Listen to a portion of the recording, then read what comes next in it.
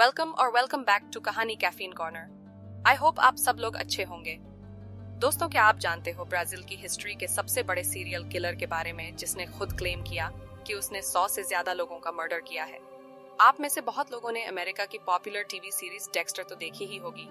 उसका main character Dexter Morgan इसी serial killer से इंस्पायर्ड है। यहाँ तक कि इस सीरियल किलर ने इस शो का ब्राजीलियन वर्जन खुद डब किया है। आपको ये जानकर हैरानी होगी कि इस किलर ने 100 में से 47 मर्डर्स तो जेल के अंदर ही किए हैं। पर इतना खतरनाक क्रिमिनल होने के बाद भी ब्राजील के लोग क्यों इसे हीरो मानते हैं? और सबसे बड़ी हैरानी की बात तो ये है कि जिस बाप की बेइज्जती का बदला लेने के लिए ही वो क्रिमिनल बना था, फिर उसने उसी बाप को और क्यों इतनी भयानक मौत दी। ये सीरियल किलर जेल में रहने की जगह कैसे बन गया एक पॉपुलर यूट्यूबर, और फिर कैसे 5 मार्च 2023 को हुआ इसका मर्डर। ये दुनिया का एक ऐसा इकलौता सीरियल किलर है जिससे आपको डरने की बिल्कुल भी जरूरत नहीं थी, जब तक कि आपने किसी के साथ कुछ बहुत बुरा ना किया हो। चलिए, अब मैं आपको डिटेल में बताती हूँ पेड्रिनो रोड्रिगेज के बारे में। पेड्रिनो रोड्रिगेज फिलो का जन्म 29 अक्टूबर 1954 को ब्राजील के मिनस जेरियास नाम के स्टेट के एक छोटे से गांव में हुआ था। कहा जाता है कि पेड्रिनो के पेरेंट्स की आपस में बनती नहीं थी, क्योंकि उसका पापा शराबी था और नशे में उसकी माँ को हर रोज मारता पीटता था।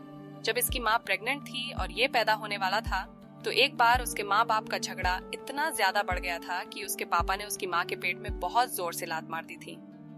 इसकी वजह से जब वो पैदा हुआ तो उसके सर पर चोट के निशान थे। मतलब सोचने की बात है कि उसकी माँ को कितनी जोर से मारा होगा कि पेट में पल रहे बच्चे के सर पर भी चोट लगी। इस वीडियो में आगे बढ़ने से पहले प्लीज इस वीडियो को लाइक कर दीजिए, नीचे कमेंट कीजिए और अपने दोस्तों के साथ भी शेयर कर दीजिए।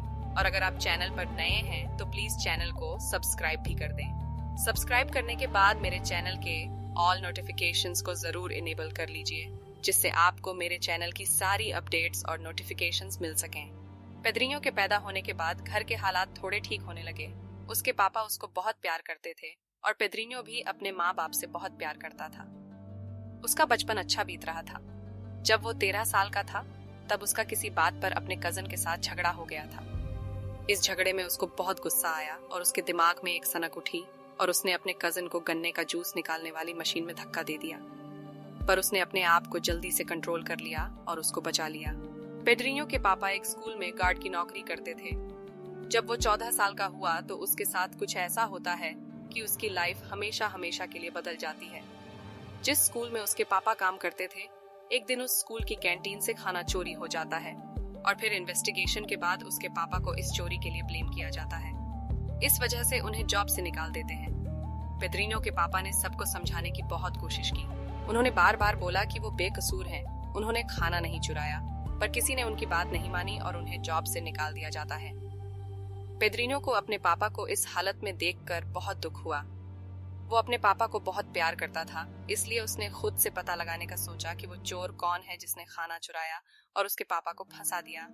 फिर उसे पता चलता है कि स्कूल का पियोन, जो उसके पापा का दोस्त था, उसी ने उनको फंसाया था। अब ये जानकर उसे बहुत गुस्सा आया और उसने बदला लेने का सोचा। पेड्रिनो को उस शहर के मेयर पर भी बहुत गुस्सा था, जिसने बिना एविडेंस के उसके पापा को बेइज्जत करके जॉब से निकाल दिया था। इसलिए उसने अपने दादा की पिस्टल चुराई और मेयर के घर के बाहर जाकर खड़ा हो गया और उसका वेट करने लगा। जब इवनिंग में मेयर घूमने निकलता है तो पेड्रिनो उसको सीधे शूट कर देता है और मेयर वहीं मर जाता है। उसके बाद उसने उस पियोन को भी मार दिया जिसने उसके पापा को फंसा दिया था। और इस तरह केवल 13 साल का बच्चा कातिल बन जाता है अपने पापा की इंसल्ट का बदला लेने के लिए, क्योंकि इस इंसल्ट की वजह से उसके पापा बहुत डिप्रेस्ड थे और उससे अपने पापा का दुख देखा नहीं जा रहा था, तो उसको यही ठीक लगा। मर्डर्स करने के बाद पेड्रिनो शहर छोड़कर किसी दूसरे शहर भाग जाता है, क्योंकि उसे डर था कि उसको पुलिस पकड़ लेगी। अब 14 साल का लड़का अकेले नए शहर में कैसे सरवाइव करता? वो फिर छोटी मोटी चोरियां करने लगता है और साथ ही जब भी उसे किसी ड्रग डीलर्स, क्रिमिनल्स और ह्यूमन ट्रैफिकर्स के बारे में पता चलता था, तो वो उनका मर्डर कर देता था। क्योंकि वो क्रिमिनल्स का सफाया कर रहा था, इसलिए पुलिस वाले भी उसको पकड़ने के लिए ज्यादा एफर्ट्स नहीं डालते थे। ब्राजील में वैसे भी ड्रग्स, गैंग वॉर्स और क्राइम काफी ज्यादा है। जब वो 17 साल का हुआ तब उसे एक मरिया ओलिम्पिया नाम की लड़की से प्यार हो जाता है और फिर वो लिव इन में रहने लगते हैं। कुछ टाइम बाद मरिया प्रेग्नेंट हो जाती है। दोनों बहुत खुश थे और दोनों जल्द ही शादी करने वाले थे। पेड्रो अब सब कुछ पीछे छोड़कर मरिया और अपने बच्चे के साथ एक नॉर्मल हैप्पी फैमिली लाइफ जीना चाहता था। ब्राजील में गैंग वॉर्स होते रहते हैं। एक बार दो गैंग्स के बीच लड़ाई हो जाती है जिसमें एक गैंग के लोग पर्पसफुली मरिया को गोली मार देते हैं। उसको हॉस्पिटल ले जाया गया पर उसे और उसके बच्चे को नहीं बचाया जा सका। ये इंसिडेंट पेद्रो को अंदर तक तोड़ देता है और वो गुस्से से पागल हो जाता है। उसके सर पर खून सवार हो जाता है और वो कसम खाता है कि जब तक वो उस गैंग के सभी लोगों को एक एक करके मार नहीं देगा वो चैन से नहीं बैठेगा। और फिर उसने ऐसा ही किया। उसने गैंग के सभी लोगों को ढूंढ ढूंढ कर मारना शुरू कर दिया। एक दिन पेद्रिनो को पता चलता है कि उस गैंग के लीडर के यहाँ पर एक शादी है और फिर वो उस शादी के फंक्शन में पहुंच जाता है। वहां जाकर वो बाकी बचे सभी गैंग मेंबर्स को मार देता है और उस लीडर को भी मार देता है। इसी बीच उसको पता चलता है कि उसकी कजन का बॉयफ्रेंड उसको प्रेग्नेंट करके भाग जाता है और उससे शादी करने से मना कर रहा होता है। इसीलिए पेद्रिनो उसको भी ढूंढ के मार देता है। अब फाइनली 24 मई 1973 को उसे अरेस्ट कर लिया जाता है। उस टाइम उसकी एज केवल 19 साल की ही थी। पुलिस उसे जिस वैन में जेल ले जा रही थी उसमें एक और क्रिमिनल था। दोनों के हथकड़ी लगी हुई थी। जब जेल पहुंचकर पुलिस वाले वैन का डोर खोलते हैं तो दूसरा क्रिमिनल मरा हुआ मिलता है। पेद्रिनो रोड्रिगेज ने चलती वैन में उसे मार दिया था और इस बात की आगे बैठे पुलिस वालों को जरा भी भनक नहीं लगी कि पीछे क्या हो रहा है। जब उससे पूछा गया कि तुमने इसे क्यों मारा है, तब वो बताता है कि जब हम लोग बात कर रहे थे तो इसने बताया कि इसने रेप किया है और क्योंकि ये एक रेपिस्ट है इसलिए इसे जिंदा रहने का कोई हक नहीं है, इसलिए मैंने इसे मार दिया। फिर दूसरे दिन ये खबर न्यूज चैनल्स और न्यूज़पेपर्स में भी आ जाती है कि एक गैंगस्टर है जो रेपिस्ट से नफरत करता है और उसने एक रेपिस्ट को मार दिया। अब ब्राजील के लोग पेद्रिनो को अच्छा मानने लगे और वो लोगों की नजरों में धीरे धीरे हीरो बनने लगा। वहाँ के लोगों को लगता था कि जो भी मर्डर्स उसने किए हैं वो उन्हीं लोगों के किए हैं जिन्होंने कुछ बुरा किया था, जैसे इसके पापा की बेइज्जती और बदनामी करने वाले लोग या वो गैंग मेंबर्स जिन्होंने मिलकर इसकी प्रेग्नेंट गर्लफ्रेंड को मार दिया था और वो रेपिस्ट। इसलिए ब्राजील के लोग इसके लिए अच्छा सोचते थे। पेद्रिनो को 71 मर्डर्स के लिए 126 साल की सजा हुई और उसकी जेल से रिलीज होने की डेट 30 साल बाद यानी 2003 की तय हुई। जी हाँ, आपने ठीक सुना, 30 साल। अब आप सोच रहे होंगे कि जब 126 साल की सजा हुई तो फिर कोर्ट ने उसे 30 साल में ही रिहा करने का फैसला क्यों लिया। इसका रीजन ये है कि ब्राजील के लॉ में 30 साल से ज्यादा किसी को जेल में नहीं रख सकते, इसलिए इसकी सजा 30 साल कर दी गई थी। पर इन 30 साल में जेल में रहते हुए उसने और 47 लोगों को मार दिया जो कुछ ना कुछ क्राइम्स करके या इनोसेंट लोगों को मार कर जेल में आए थे, जैसे कि रेपिस्ट, मर्डरर्स, ह्यूमन ट्रैफिकर्स या ड्रग डीलर्स। अब आप बताइए, आपको क्या लगता है कि पेद्रिनो एक हीरो था जिसने सोसाइटी की गंदगी साफ की या वो बाकी क्रिमिनल्स की तरह ही सिर्फ एक क्रिमिनल था? कमेंट करके जरूर बताना। एक दिन होता क्या है कि ये अपने पापा को भी जेल में देखता है और हैरान रह जाता है कि उसके पापा जेल में क्या कर रहे हैं। फिर उसे पता चलता है कि उसके पापा ने उसकी माँ को मार दिया है और इसी वजह से उन्हें जेल हुई है। पेद्रिनो अपने पापा से इतना प्यार करता था कि वो उन्हीं की वजह से क्रिमिनल बना था।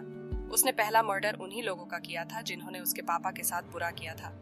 पर जब उसे पता चला कि उसके पापा ने उसकी माँ को मार दिया तो वो गुस्से से पागल हो गया और जिस पिता से वो इतना प्यार करता था अब वो उनसे उतनी ही नफरत करने लग गया। एक दिन वो अपने पापा से मिलने उनके सेल में जाता है तो थोड़ी देर बाद उस सेल से चीखने चिल्लाने की आवाजें आने लगती हैं। पुलिस वाले भागकर अंदर जाते हैं तो उनके होश उड़ जाते हैं। वो देखते हैं कि पूरे सेल के फ्लोर पर खून ही खून था और पेद्रिनो एक हाथ में चाकू और दूसरे में एक मांस का टुकड़ा लिए खड़ा था और उसके पापा खूनम खान फ्लोर पर पड़े हुए थे। पेद्रिनो ने अपने पापा को 22 बार चाकू से गोदा था और उसकी नफरत यहीं तक नहीं रुकी थी।